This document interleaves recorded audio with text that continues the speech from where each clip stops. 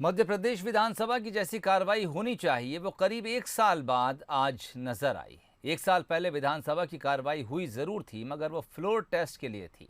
लिहाजा उस वक्त ना तो प्रश्नकाल हुआ, ना ही शून्यकाल, ना ही ध्यानाकर्षण पर चर्चा हुई। ऐसे में एक साल बाद जब सभी सदस्यों को मौका मिला तो सत्ता पक्ष और विपक्ष के विधायकों ने एक दूसरे पर तंज कसने में कोई कसर बाकी नहीं छोड़ी। विपक्ष के निशाने पर खासतौर पर वो विधायक रहे जो कांग्रेस छोड़कर बीजेपी में शामिल हुए थे। प्रश्नकाल के दौरान भी विपक्ष ने काफी टोकाटाकी की। इसके बाद शून्यकाल के दौरान तो विपक्ष ने सदन से वॉकआउट ही कर दिया।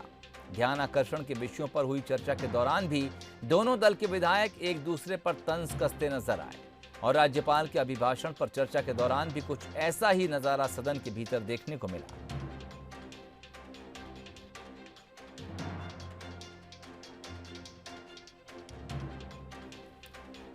और विशेष संवाददाता विजय मांडवी इस वक्त हमारे साथ सीधे जुड़ गए हैं। विजय जी, यकीनन सदन का भरा होना अपने आप में ये बताता है कि अगर विपक्ष मजबूत है तो फिर हंगामा होगा। दरअसल ये स्थिति पिछले एक साल में बन नहीं रही थी, वरना शायद हम हंगामा पहले भी देखते। क्या कुछ आज आपने सदन के भीतर कार्रवाई के दौरान महसूस किया?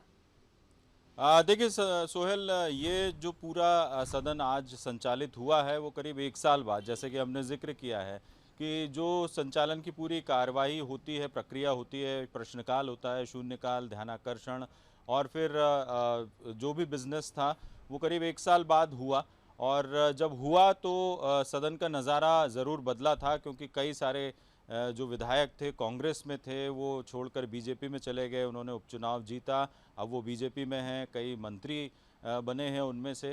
तो कुल मिलाकर जब सदन की कार्यवाही शुरू हुई, प्रश्नकाल से ही शुरू हुई, तब विपक्ष के जो तेवर थे वो यही थे कि हर मसले पर और हर जवाब पर सत्ता पक्ष को घेरा जाए। शायद ये विपक्ष की स्ट्रेटेजी भी थी, लेकिन एक दूसरे पर जो तंज कसे गए वो भी जिसने सदन की जो पूरी कार्रवाई थी, हालांकि उसमें हास परिहास ज़्यादा था, और उसने भी जो है काफ़ी रोचक बनाया। ख़ास तौर पर जब राज्यपाल के अभिभाषण पर चर्चा के दौरान, चूँकि वरिष्ठ विधायक है सीतासरन शर्मा, उन्होंने जो पेश किया था ये कि अभिभाषण पर चर्चा का प्रस्ताव उन्होंने दिया था, तो शुरुआत उन्हीं से हुई। उन्होंने दो चीज़ें कही कि अब मौका मिला है। उन्होंने भी इस बात का जिक्र किया अपने भाषण की शुरुआत में कि ये पूरा जो सदन की कार्यवाही इस तरह से हो रही है वो एक साल बाद हो रही है, तो अब एक मौका मिलेगा, क्योंकि राज्यपाल का अभिभाषण जो पिछली बार हुआ था बजट सत्र से पहले, वो उस पर कोई चर्चा नहीं हो पाई थी। तो इसी वजह से उस अभिभाषण को लेते हुए और ये जो इस बार का अभिभाषण है, दोनों का उन्होंने तुलना की और ये बताने की कोशिश की कि 15 महीने की जो सरकार थी कमलनाथ की सरकार और इस 11 महीने की जो शिवराज की सरकार है, दोनों में किस तरह से अंतर आया है और क्या क्या काम किए गए। तो इसी दौरान विपक्ष के तंज भी देखने को मिले।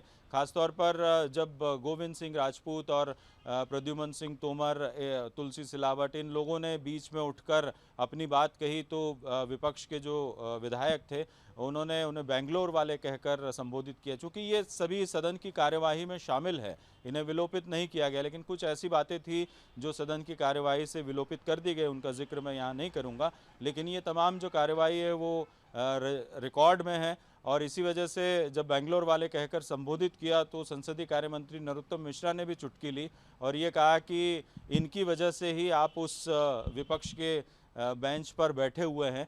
तो इस तरह से सदन में जो है एक दूसरे पर तंज कसना और चुटकी लेने का जो दौर था वो आज दिन भर देखने को मिला। राज्यपाल के अभिभाषण पर जब चर्चा शुरू हुई तब से लेकर अब जब तक सदन की कार्यवाही खत्म हुई है, कल तक के लिए स्थगित हुआ है सदन, तब तक ये नज़ारा देखने को मिला। सोहेल, चलिए, बहुत शुक्रिया तमाम बातचीत के लिए। सदन में आज एक साल के बाद यूं कहें कि रौनक लौटी थी तो शायद गलत नहीं होगा। पक्ष विपक्ष आमने सामने थे, चुटकियां ली गईं, तंज कसे गए और राज्यपाल के अभिभाषण पर चर्चा के दौरान काफ़ी तीखी नोकझोंक भी देखने को मिली। महंगाई का मुद्दा भी आज कांग्रेस ने उठाया, इसको लेकर वॉकआउट भी किया। कुल मिलाकर सदन जिस तरह से गहमा गहमी के साथ चलना चाहिए, आज एक साल के बाद तकरीबन मध्य प्रदेश की विधानसभा में वो नज़ारा देखने को मिला।